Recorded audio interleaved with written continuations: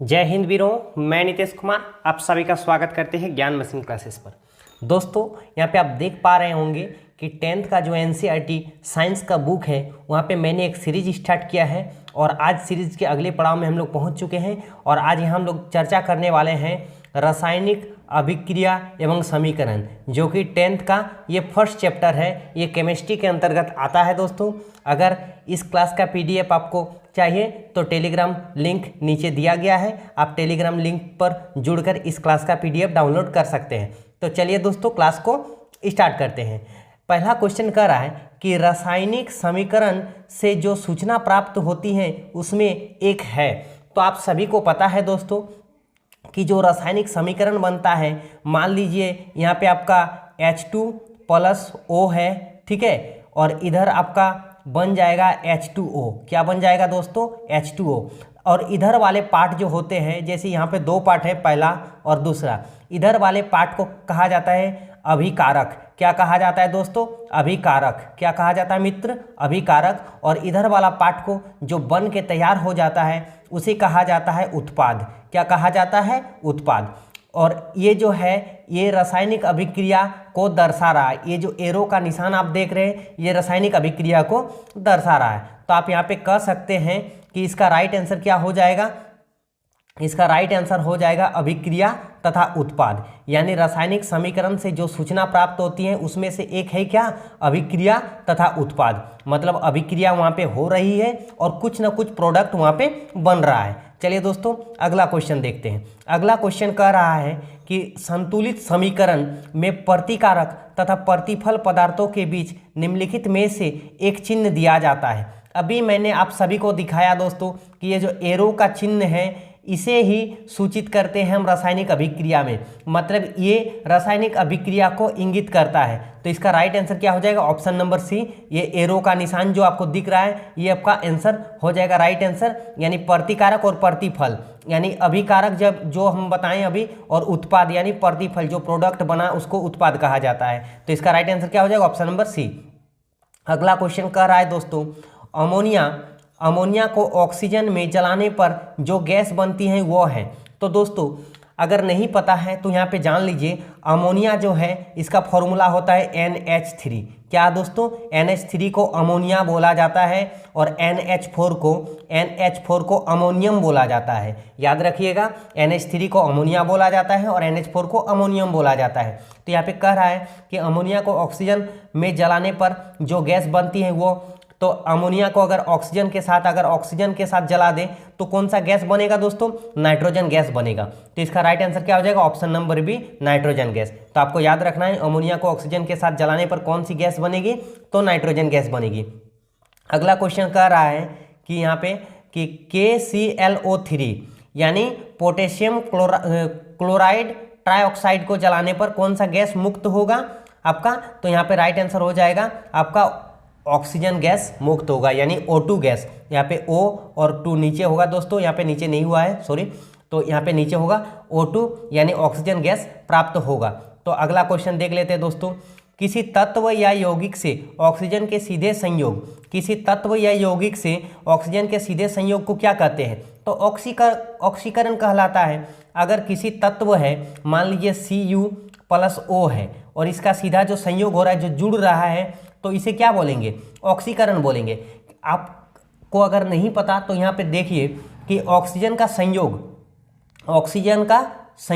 क्या कहलाता है? ऑक्सीकरण।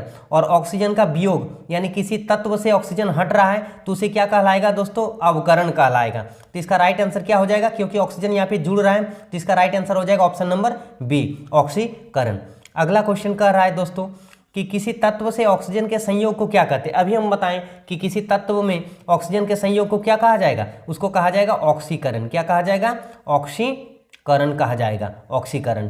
ठीक है मित्र, तो इसका राइट आंसर हो जाएगा ऑप्शन नंबर बी, ऑक्सीकरण। दोस्तों इस क्लास का अगर पीडीएफ आपको चाहिए तो आप मेरे टेलीग्राम चैनल पर जुड़ सकते हैं। टेलीग्राम चैनल का लिंक डिस्क्रिप्शन में दिया हुआ है। तो अगला क्वेश्चन देख लेते हैं मित्र। अगला क्वेश्चन क्या कर रहा है कि सोडियम इलेक्ट्रॉन खोकर सोडियम आयन बनाता है। इस क्रिया में सोडियम की होती है, क्या होती है? देखिए दोस्तों, यहाँ पे बोल रहे हैं सोडियम, ये सोडियम का संकेत है Na, इसका परमाणु संख्या 11 होता है, अगर नहीं पता तो याद कर लीजिए। ठीक है दोस्तों, सोडियम इलेक्ट्रॉन खोकर सोडियम आयन बनाता है। इस क्रिया में सोडियम की होती है, क्या होती है, देखिए यहाँ पे ऑक्सीजन जुड़ रहा है, आयन खोकर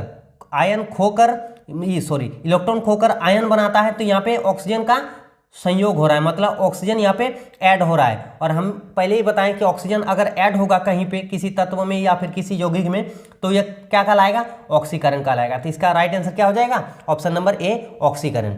अगला क्वेश्चन कह रहा है दोस्तों कि Cl2 यानी क्लोरीन जो है, क्लोरीन गैस आपका, ये कौन सा तत्व है या फिर कौन सा पदार्थ है। तो यहाँ पे मतलब क्या इंगित करना चाह रहा है, तो यहाँ इसका राइट आंसर हो जाएगा अवकारक और ऑक्सीकारक। ये दोनों एजेंट है, क्या एजेंट है, दोनों आपका ऑक्सीकारक के रूप में भी यूज होता है ये, और अवकारक के रूप में भी यूज होता है, यानी ऑक्सीकरण भी करेगा ये और अवकरण भी कर देगा ये। तो इसका राइट आंसर क्या आ जाएगा, ऑप्शन नंबर सी। दोस्तों अगर ये चैप्टर आपको नहीं पता ऑक्सीकरण तथा अवकरण, तो इसका हम एक थ्योरी क्लास लेंगे जहाँ पे मैं आप सभी को ऑक्सीकरण और अवकरण के बारे में मतलब बात करेंगे दोस्तों। हालांकि ये चैप्टर बहुत टफ है, लेकिन टेंशन लेने की बात नहीं, इस चैप्टर को मैं करा दूंगा। तो चलिए दोस्तों आगे बढ़ते हैं। आगे क्या कह रहा है कि अवकरण क्रिया में होता है। देखिए दोस्तों, अवकरण क्रिया में क्या होता है, अवकरण क्रिया में इलेक्ट्रॉन ग्रहण होता है। अवकरण क्रिया में इलेक्ट्रॉन ग्रहण होता है, मतलब इलेक्ट्रॉन अगर किसी तत्व या यौगिक द्वारा लिया जा रहा है तो उस क्रिया को क्या कहेंगे हम लोग, अवकरण कहेंगे। तो इसका राइट आंसर क्या हो जाएगा, ऑप्शन नंबर ए, अवकरण। दोस्तों अगला क्वेश्चन कह रहा है कि SnCl2 क्या है। SnCl2 क्या है, तो ये एक अवकारक के रूप में कार्य करता है। ये एक किस रूप में कार्य करता है, आपको ये सब याद रखना है मित्रों, ये सब क्वेश्चन पूछा जाता है। SnCl2 किस रूप में कार्य करेगा, अवकारक के रूप में। चलिए दोस्तों अगला क्वेश्चन देख लेते हैं। अगला क्वेश्चन कह रहा है कि फेरस सल्फेट का फॉर्मूला होता है FeSO4।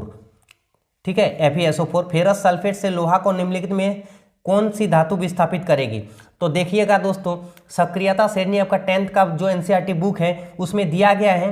तो लोहा से ऊपर थोड़ा आपको जिंक मिल जाएगा, क्या मिल जाएगा, Zn मिल जाएगा। और Zn क्या कर देगा, लोहा को विस्थापित कर देगा। अगर किसी रासायनिक समीकरण में अगर लोहा है और वहाँ पे Zn से रिएक्शन कराएंगे, तो जिस तत्व से लोहा जुड़ा हुआ है, लोहा को वहाँ से हटाकर खुद उस तत्व के साथ कौन जुड़ जाएगा, आपका Zn जुड़ जाएगा, यानी जिंक जुड़ जाएगा। तो इसका राइट आंसर क्या हो जाएगा, ऑप्शन नंबर सी, Zn। चलिए दोस्तों अगला क्वेश्चन कह रहा है कि कैल्शियम कार्बोनेट को गर्म करने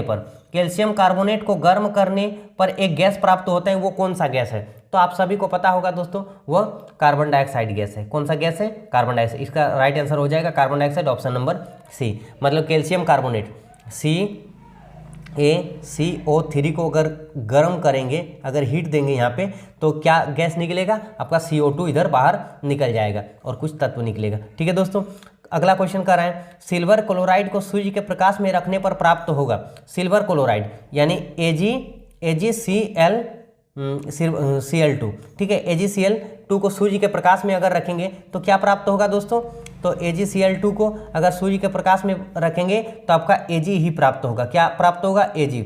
और Ag का परमाणु संख्या कितना होता है दोस्तों, 47। और इसको हम लोग चांदी के नाम से भी जानते हैं। किस नाम से जानते हैं, चांदी।